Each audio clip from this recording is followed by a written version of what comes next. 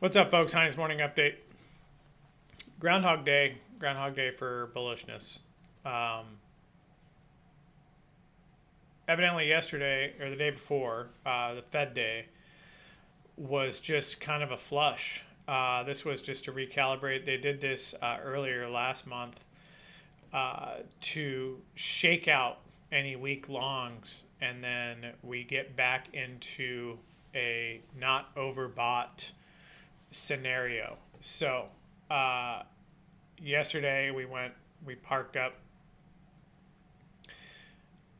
63 and three quarters was pop. That was after the close. So we opened here, dipped down, and then you had an intraday rally, and then it just right. So you had the flush here, came down, parked, and then just launched. And this bar is post close here. This is when it just ripped up. So we made new highs at 64 post yesterday. We're right about there today. So it's going to be real interesting what they do. NFPs in 6 minutes. I'm sorry I'm late. We have singles down to 30. I would watch that as support. So if we were to dip down, I'd probably be a buyer at 30. We'll see. Or they just take it to the moon and we'll go from there. So upside, you have 49.91, 50.25, 23, excuse me, and 50.82. Now, on the weekly, I put the yearly pivots on there, and I think that we could see that 51.66 here, R1 is kind of my next upside target. I mean, at this juncture with these dips, right? This was that last flush. Well, that was October. Parked it here, came up, then you had this week down. That was December 31st. That was the flush that kind of cleared all the stuff out, and then we came back. And then now this week is now a greenie, which is interesting. So that's a push up. So we'll see if how this works out. But I think that upside, I mean, obviously these pivots are going to be what I'm watching, but upside major is that 51.66. I don't know. I mean, what a monster ridiculousness. I don't know anymore. At this juncture, nothing is going to take this market down pending some outside something, right? So I would assume that any downside is limited. That flush. And then, I mean, here you had a gap here, okay, gap down. That was from the day before all the way down.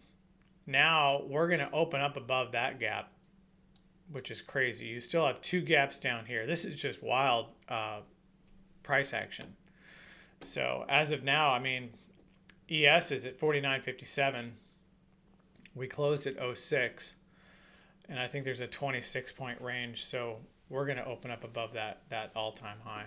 So Apple's the one that might be interesting here. Is it's below.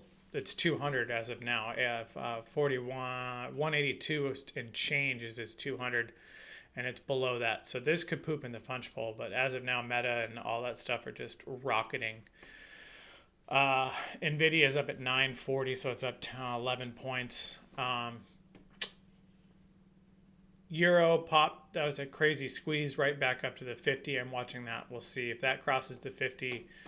I think just all hell will break loose on the upside. But this flush yesterday probably cleared the way to keep this from being overbought. Now it's probably more of a neutral market, so it can go higher. This is kind of the game they're playing now, is they grind up, they'll flush it, and then, but I mean, you've seen this on a trend day on a macro, like on, everything's fractal, right? So this would be, take this as a 5-minute chart, right? Even though it's the daily, this happens. Right, we see this kind of movement intraday as well.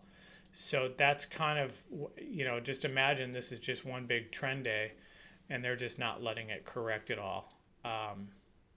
So anyway, that's the market right now. So I would expect,